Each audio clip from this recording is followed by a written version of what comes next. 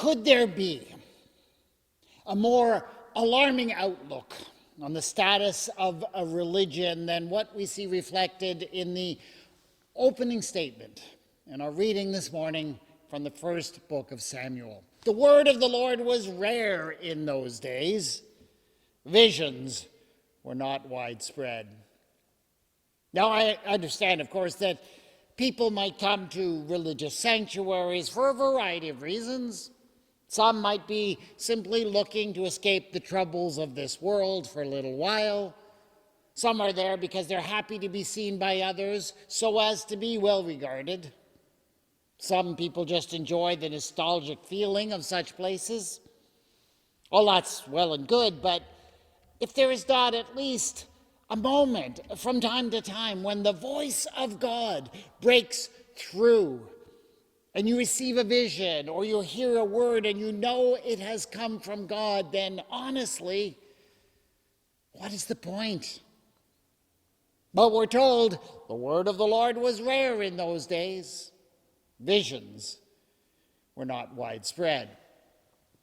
Is this not an indication that the faith of the God of Israel had become irrelevant? Sure, yeah. Some people still came out to the sanctuary. They still went through the motions of the worship of Yahweh.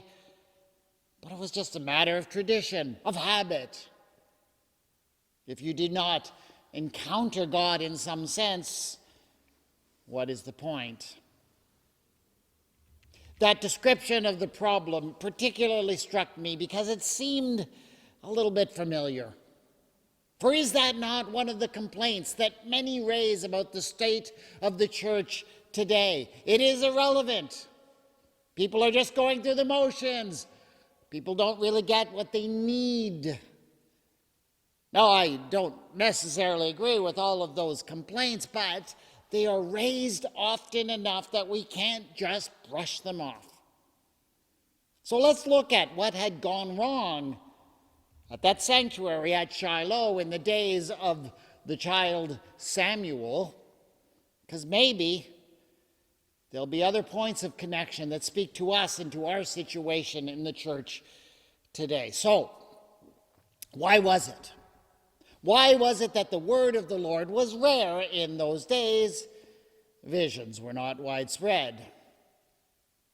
Well, there is an indication that is given almost immediately after that problem is stated. Because just after that, it says that Eli, the priest at the sanctuary at Shiloh, it says of him that his eyesight had begun to grow dim and that he could not see. And I know that you could understand that as a description of, just a basic common age-related disability from back in the days when things like cataract surgery and eyeglasses were undreamt of. But I think a careful reading of the story makes it clear that this is not just about a visual impairment. For one thing, this note about Eli's eyesight comes so quickly after the statement that visions were not widespread that you cannot help but make the connection. Eli's problem was not just a physical disability. The state of his eyesight is meant to be symbolic of a deeper, more spiritual problem. And I think that is borne out as you go into the story, and if you read the larger context around it. Because turns out there were many things at the sanctuary at Shiloh that Eli wasn't seeing. And the reason had nothing to do with his physical eyesight. Above all, it seems he chooses not to see what his sons are doing. Hophni and Phinehas, his adult children, have taken over priestly duties from their father, and they've already made it a habit to abuse that power. And they've been using their authority as priests over the sacrifice to extort the best cuts of meat from the worshipers who come for themselves. Even worse, and distressingly familiar, they are using their positions to rape and abuse the young women who participate in the life of the sanctuary.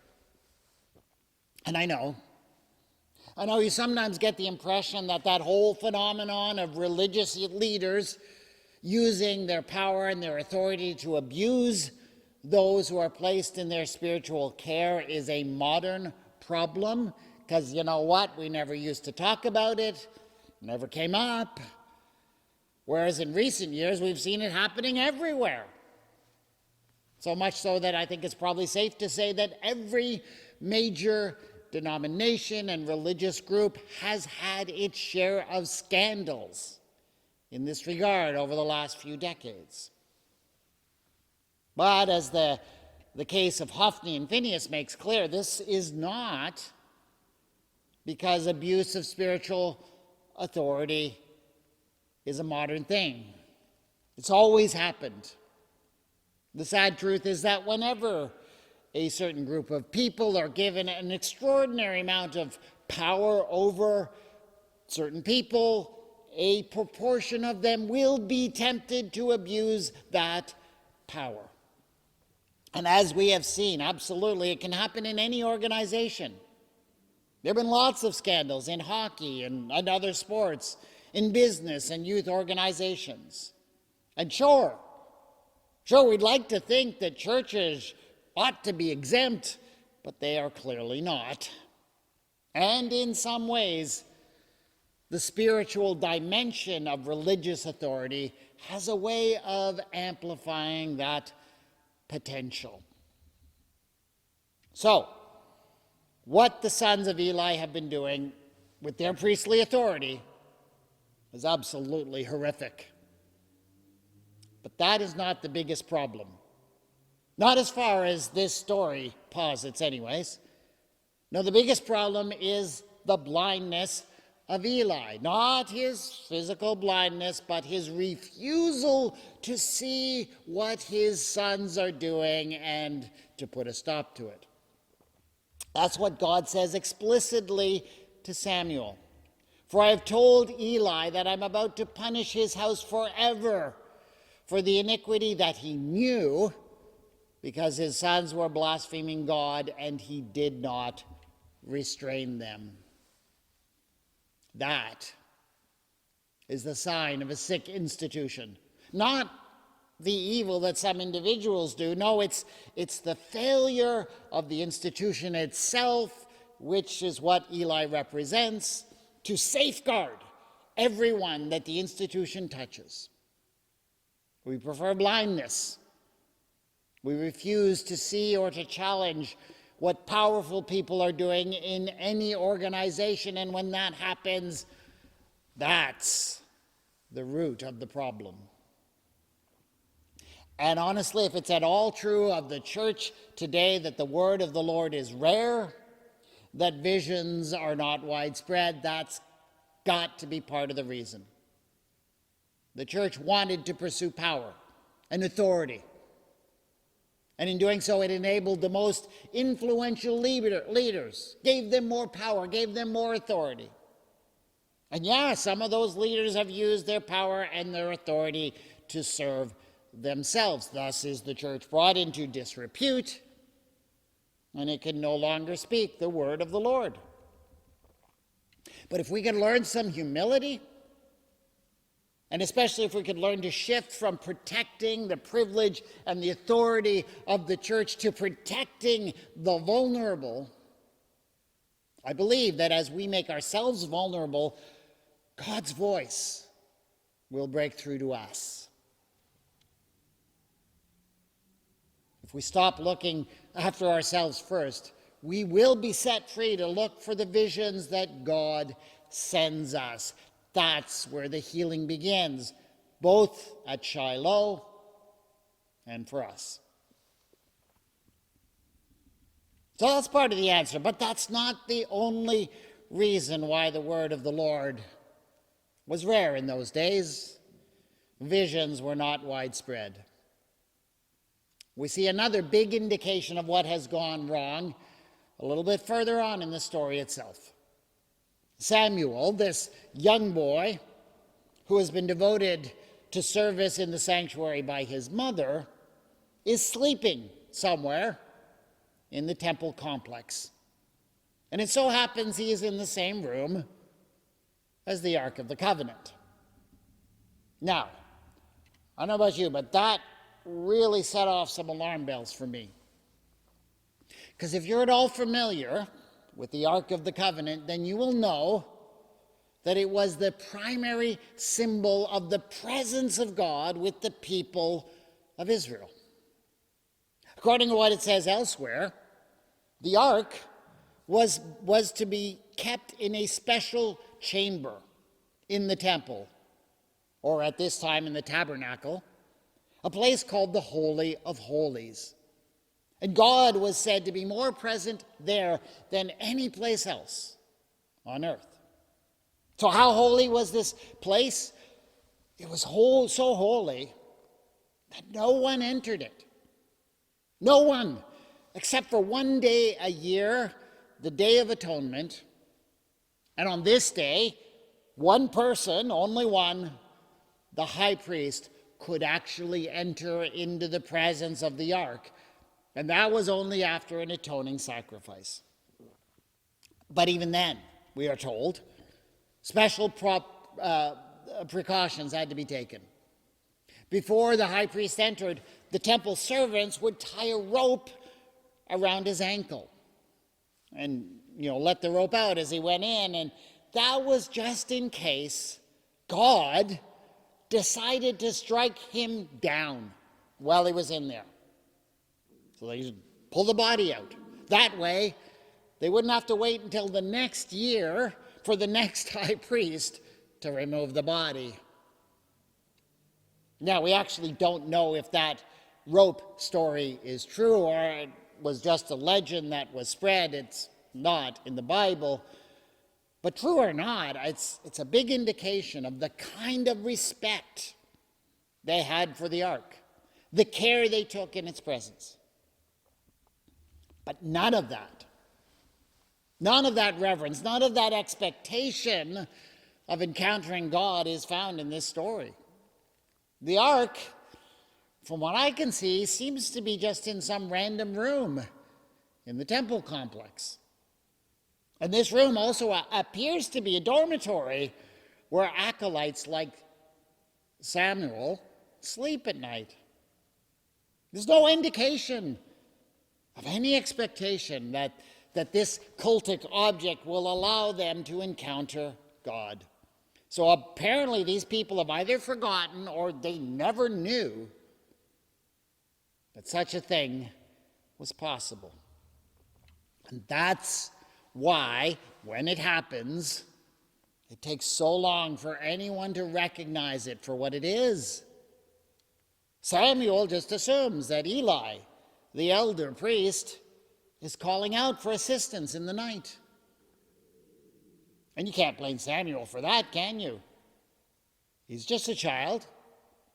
He's never had any reason to dream of such things happening. No, the real blame goes, once again to poor, blind Eli. If only he had seen. I'm not talking about physical sight here again. If only his important inner sight had not failed, the voice of God maybe would have broken through sooner. But no, it takes 3 tries. 3 times, God calls out to the sleeping Samuel before Eli figures out that something might be going on here. Now, does any of that have anything to do with the crisis we face as a church, living in these days when the word of the Lord is rare, visions are not widespread? Well, I'm actually a firm believer that God has never ceased to speak to God's people. Visions have never ceased to be sent. But if we do not expect to receive them, if we do not think such things are possible, how will we hear? How will we see the vision? If we, like Eli, suffer from inner blindness, it will not happen. And what does that inner blindness look like for us? What is preventing us from detecting the words and the actions and the power of God at work among us? Well, often I think it's because the eyes of our heart have been diverted. We are looking for meaning elsewhere. For the church as an institution, it may be that our focus has been fixed on our standing in society as we mourn the loss of power and influence. For individual believers, I suspect we may be distracted by the temptations of our consumer society. We're caught up in the endless scramble to find wealth and to flee poverty that has become the only concern of our capitalist society. Above all, the voice of God is drowned out by the incessant noise of the social media-driven perpetual misinformation machine and the confirmation bias that goes with that. All of this means that we really do not expect God to speak to us, to send us any visions, at least not any that contradict what we've already decided to believe. That, my friends, is why the word of the Lord is rare in our days. That is why visions are not widespread. It's not that God does not speak. We do not listen. We do not expect to hear. But there's still hope for us. Eli, as blind as he was, he figured it out eventually. And when he taught Samuel to respond and to say, "Speak, Lord, for your servant is listening," I don't think he was just trying to teach the boy. I think he was trying to teach himself. I think Eli was finally at the place where he was willing to hear what God might say, no matter what it cost him, and it cost him a great deal. And that's what finally allowed the voice of God to break through. That is what will allow it to break through for us as well. Speak, Lord. Your servant is listening. Amen.